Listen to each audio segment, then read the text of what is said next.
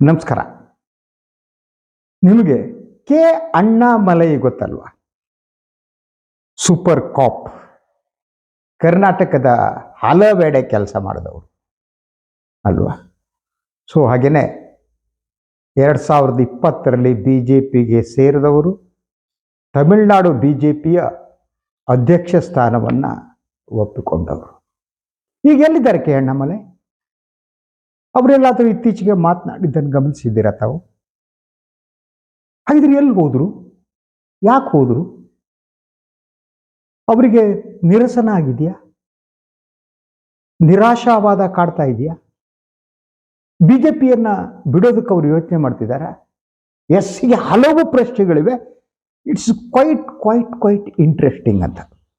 So ಇದನ್ನು ನಾನು ನಿಮಗೆ ತಿಳಿಸ್ಕೊಡೋದಕ್ಕಿಂತ ಮೊದಲು ಅಣ್ಣಾಮಲೈ ಬಗ್ಗೆ ಸ್ವಲ್ಪ ಹೇಳಬೇಕು. ಕುಪ್ಪುಸ್ವಾಮಿ ಅಣ್ಣಾಮಲೈ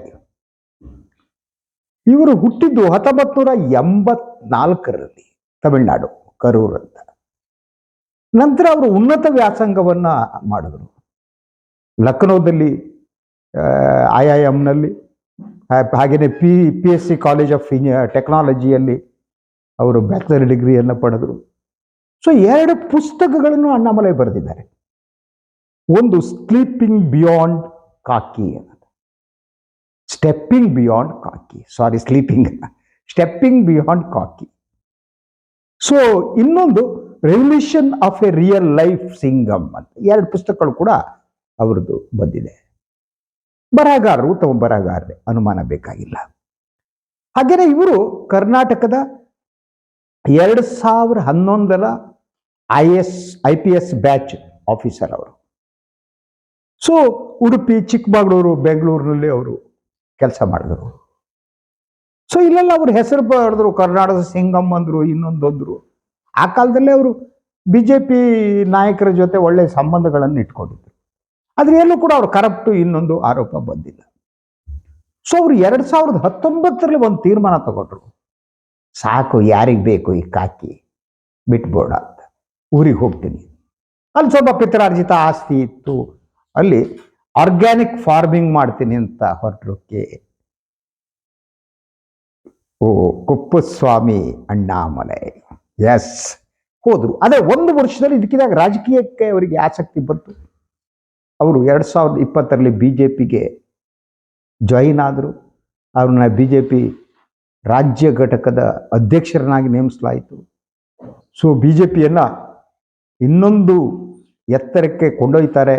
ತಮಿಳುನಾಡಿನಲ್ಲಿ BJPಯ ಬಾಗಿಲು ತೆರೆಯುತ್ತೆ, ಹೀಗೆಲ್ಲ ಕೂಡ ಸೊ ಯೋಚಿಸಲಾಗಿತ್ತು.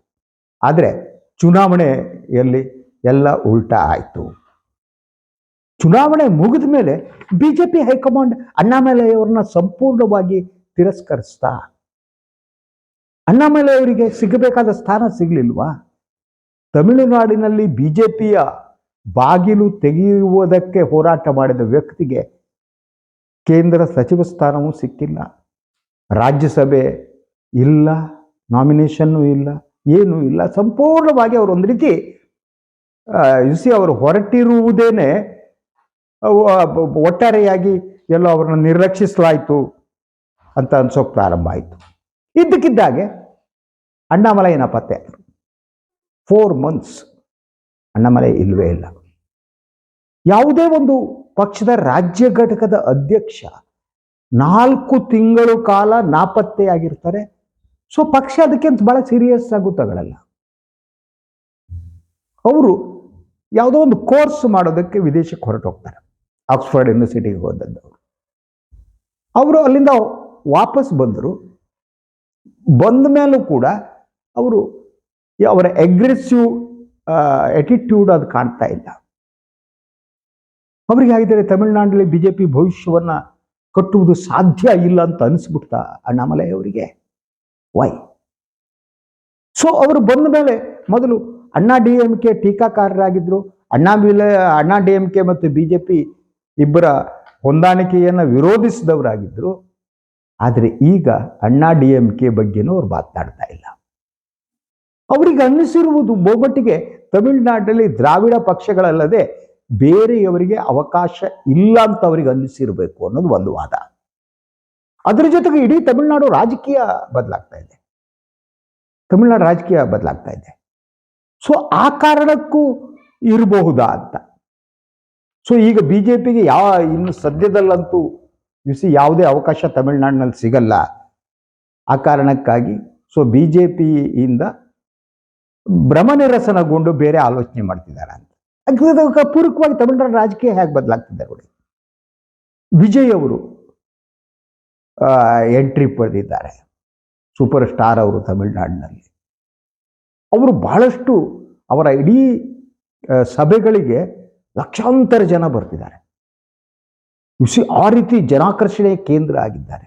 ಮತ್ತೆ ಅವರು ಪಕ್ಕಾ ಬಿಜೆಪಿ ವಿರೋಧಿ ಅವರು. ಸೊ ಒಂದು ಸಮೀಕ್ಷೆಯ ಪ್ರಕಾರ ವಿಜಯ್ ಅವರು ಈಗಾಗಲೇ 20% ಮತಗಳನ್ನು ತನ್ನೆಡೆಗೆ ಸೆಳೆದಿದ್ದಾರೆ ಅಂತ ಹೇಳಲಾಗ್ತಾ ಇದೆ.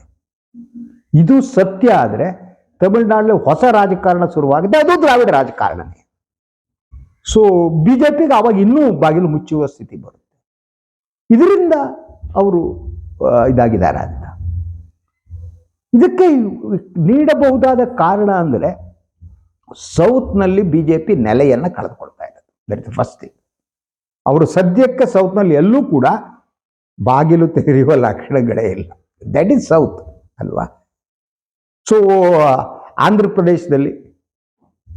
ಪ್ರದೇಶದಲ್ಲಿ ಬಿಜೆಪಿ ಅಸ್ತಿತ್ವ ಇಲ್ಲವೇ ಇಲ್ಲ, ನಮಗೆ ಗೊತ್ತು. ಸೊ ಅಲ್ಲಿ ಏನಾಗುತ್ತೆ ಗೊತ್ತಿಲ್ಲ. ಇನ್ನು ಕರ್ನಾಟಕದ ಸ್ಥಿತಿ ದಿನಕ್ಕೆ ಕುಸಿತಾ ಇದೆ. ಯಡಿಯೂರಪ್ಪನವರು ಸಮಾಧಾನದಲ್ಲಿ ಇಟ್ಕೋಬೇಕು. ಈ ಕಡೆ ಉಳಿದ ಯಡಿಯೂರಪ್ಪನ ವಿರೋಧಿಗಳನ್ನು ಸಮಾಧಾನದಲ್ಲಿ ಇಟ್ಟಬೇಕು. ಈ ರೀತಿ ಬಿಜೆಪಿ ಸೀರಿಯಸ್ ಟ್ರಬಲ್ ಅಂತ. ಸೊ ಹಾಗಾಗಿ ಕರ್ನಾಟಕದಲ್ಲಿ ಅವ್ರ ಸ್ಥಿತಿ ಸರಿ ಇಲ್ಲ.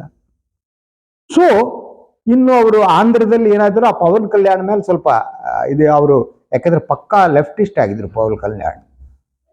ಅವರು ಬೇರೆ ಬೇರೆ ರೀತಿ ಮಾತುಗಳನ್ನು ಆಡ್ತಾ ಇದ್ದವ್ರು ಇದ್ದಕ್ಕಿದ್ದ ಪಕ್ಕಾ ಸಂಘ ಪರಿವಾರದ ಡ್ರೆಸ್ ಚೇಂಜ್ ಮಾಡಿದ್ರು, ವೇಷ ಚೇಂಜ್ ಮಾಡಿದ್ರು, ನಾಮ ಹಾಕ್ಕೊಂಡ್ರು.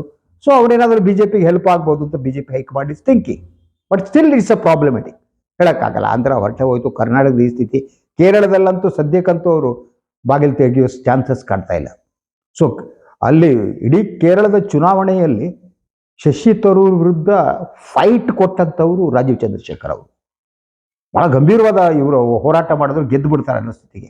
ಆದರೆ ಚುನಾವಣೆ ಮುಗಿದ ಮೇಲೆ ಮೋದಿ, ಅಮಿತ್ ಶಾ ರಾಜೀವ್ ಚಂದ್ರಶೇಖರ್ನ ಸಂಪೂರ್ಣವಾಗಿ ನೆಗ್ಲೆಕ್ಟ್ ಮಾಡಿದ್ದಾರೆ. ಅವರಿಗೆ ಸಂಪುಟದಲ್ಲಿ ಸ್ಥಾನ ಕೊಟ್ಟಿಲ್ಲ, ರಾಜ್ಯಸಭೆಗೆ ರೀನಾಮಿನೇಟ್ ಮಾಡಿಲ್ಲ, ಏನೂ ಇಲ್ಲ. ಅವರು ಸಂಪೂರ್ಣವಾಗಿ ಅವರು ಸೈಡ್ ಲೈನ್ಗೆ ಹೋಗ್ಬಿಟ್ಟಿದ್ದಾರೆ. ಆದ್ದರಿಂದ ಕೇರಳದ ಸ್ಥಿತಿ ಅದು. ಸೊ ಇಡೀ ದಕ್ಷಿಣದಲ್ಲಿ ಈ ಸ್ಥಿತಿ ಇದೆ, ವಾತಾವರಣ ಇದೆ. ಬಹುತೇಕ ದಕ್ಷಿಣದ ನಾಯಕರಿಗೆಲ್ಲ ಅನ್ಸಕ್ಕೆ ಶುರುವಾಗಿದೆ ನಾವು ದಕ್ಷಿಣದಲ್ಲಿ ಬಾಗಿಲು ತೆಗಿಯೋಕ್ಕಾಗಲ್ಲ. ಅದು ಬಿಜೆಪಿಗೂ ಗೊತ್ತಿದೆ. ವಾಟ್ ಬಿಜೆಪಿ ಥಿಂಕಿಂಗ್ ಅಂದರೆ ಒಂದು ಅವರು ಡಿಲಿಮಿಟೇಷನ್ ಆಫ್ ಕಾನ್ಸ್ಟಿಟ್ಯೂನ್ಸಿ ಮಾಡೋಕ್ಕೆ ಹೊರಟಿದ್ದಾರೆ ಜನಸಂಖ್ಯೆ ಆಧಾರದ ಮೇಲೆ. ಆವಾಗ ನಾರ್ತ್ನಲ್ಲಿ ಸ್ಥಾನಗಳ ಸಂಖ್ಯೆ ಒಟ್ಟೂ ಇನ್ಕ್ರೀಸ್ ಆಗಿ ಸೌತ್ನಲ್ಲಿ ಡೌನ್ ಆಗಿಬಿಡುತ್ತೆ. ಆವಾಗ ನಾರ್ತ್ ಒಂದೇ ಸಾಕು ನಮಗೆ ಗೆಲ್ಲೋದಕ್ಕೆ. ಈ ಸೌತ್ ಯಾರಿಗೆ ಬೇಕು ಅಂತ. ಸೌತ್ ಅಗತ್ಯನೇ ಇಲ್ಲ, ಯಾಕಂದರೆ 800 and odd ಸೀಟ್ಸ್ ಆಗುತ್ತೆ. ಸೊ ಅದರಲ್ಲಿ ಬಹುತೇಕ ದಕ್ಷಿಣ ರಾಜ್ಯಗಳ ಒಟ್ಟು ಸ್ಥಾನಗಳ ಸಂಖ್ಯೆ ಕಡಿಮೆ ಆಗುತ್ತೆ. ನಾವು ನಾರ್ತ್ ಇಂಡಿಯಾದವ್ರು ಇಟ್ಕೊಬಿಟ್ಟು ನಾವು ಬಜ್ಞೆ ಹೇಳ್ಕೊಂಡು ಮುಗಿಸ್ಬಿಡ್ತೀವಿ ಅನ್ನೋ ಆಲೋಚನೆಯಲ್ಲಿ ಬಿಜೆಪಿ ಇದ್ದಂಗೆ ಕಾಣುತ್ತೆ. ಸೊ ಅದರಿಂದ ಅವರು ಒಂದು ರೀತಿಯಲ್ಲಿ ದಕ್ಷಿಣದವನ್ನು ಅವ್ರ ಲೆಕ್ಕದಿಂದ ಬಿಟ್ಟುಬಿಟ್ಟಿದ್ದಾರೆ, ನಾವು ಬೇಡವೇ ಬೇಡ ಅಂತ. ಸೊ ಅದು ಇರ್ಬೋದು. But Annamalai seriously thinking. Annamalai ಅವರಿಗೆ ಏನು ಮಾಡಬೇಕು? ಅಣ್ಣಾಮಲೈ ಅವರಿಗೆ ಅನ್ಯಾಯ ಆಗಿದೆ ಅನ್ನೋ ಅನುಮಾನ ಪಡಬೇಕಾಗಿಲ್ಲ. ನೀವು ಯಾರ್ಯಾರನ್ನೂ ಮಾಡಬೇಕಾದ್ರೆ ಅಣ್ಣಾಮಲೈ ಅಟ್ಲೀಸ್ಟ್ ಹೋರಾಟ ಮಾಡಿದ್ದು. ಬಿಜೆಪಿಯನ್ನು ನಾವು ತಾತ್ವಿಕವಾಗಿ ಒಪ್ಪೋದು ಬಿಡೋದು ಬೇರೆ ಪ್ರಶ್ನೆ. ಬಟ್ ಅಣ್ಣಾಮಲೈ ಫಾಟ್ ಒಂದು ವಾತಾವರಣವನ್ನು ಅವರು ಅದ್ಭುತವಾಗಿ ನಿರ್ಮಿಸಿದರು ತಮಿಳುನಾಡಿನಲ್ಲಿ. ಆದರೆ ತಮಿಳಿನ ಜನ ಅವರನ್ನು ರಿಜೆಕ್ಟ್ ಮಾಡಿದ್ರು. ಆದರೆ ಅಟ್ಲೀಸ್ಟ್ ಬಿಜೆಪಿ ಹೈಕಮಾಂಡ್ ಅವರಿಗೆ ರಿಹ್ಯಾಬಿಲಿಟೇಟ್ ಮಾಡಬೇಕು, ಒಂದು ಅವಕಾಶ ಕೊಡಬೇಕಲ್ವಾ. ದೆ ನೆವರ್ ಡಿಡ್. ಆ ಒಂದು ಬೇಸರ ಅಣ್ಣಾಮಲೈ ಅವರಿಗೆ ಇದ್ದಾಗ ಕಾಣುತ್ತೆ. ಆ ಕಾರಣಕ್ಕಾಗಿ ಅವರು ಮತ್ತೆ ರಾಜಕೀಯನೇ ಬೇಡ ಅಂತ ಹೇಳ್ಬಿಟ್ಟು ಅವರು ಆರ್ಗ್ಯಾನಿಕ್ ಫಾರ್ಮಿಂಗಿಗೂ ಹೋಗ್ಬೋದು, ಅಥವಾ ಎಡಪಕ್ಷಗಳಲ್ಲಿ ತಮ್ಮ ರಾಜಕೀಯ ಹುಡುಕಾಟಕ್ಕೆ ಹೋಗ್ಬೋದು. ವಿಜಯ್ ಹೊಸ ಪಕ್ಷ ಒಂದು ಅವಕಾಶವನ್ನು ಅವರಿಗೆ ತೆರೆದು ಬಿಡ್ಬೋದು, ಅಲ್ಲೂ ಹೋಗ್ಬಿಡುವುದು ಗೊತ್ತಿಲ್ಲ. ಆದರೆ ದ್ರಾವಿಡ ಪಕ್ಷಗಳ ಟೀಕೆ ಮಾಡುವುದನ್ನು ಅವರು ನಿಲ್ಲಿಸಿರುವುದು ಇದೇನೋ ಒಂದು ಸಂದೇಶ ಅಂತ ಅನಿಸುತ್ತೆ. ಸೊ ಕೊನೆಗೂ ಉಳಿಯುವ ಪ್ರಶ್ನೆ ಏನು ಗೊತ್ತಾ?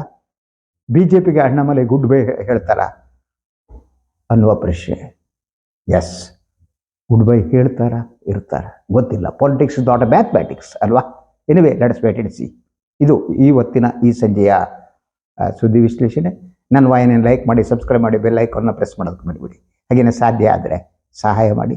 ಸ್ವತಂತ್ರ ಪತ್ರಿಕೋದ್ಯಮಕ್ಕೆ ತಮ್ಮ ಕೃಪಾಶೀರ್ವಾದ ಇರಲಿ. ಎಲ್ಲರಿಗೂ ಶುಭರಾತ್ರಿ. ನಮಸ್ಕಾರ.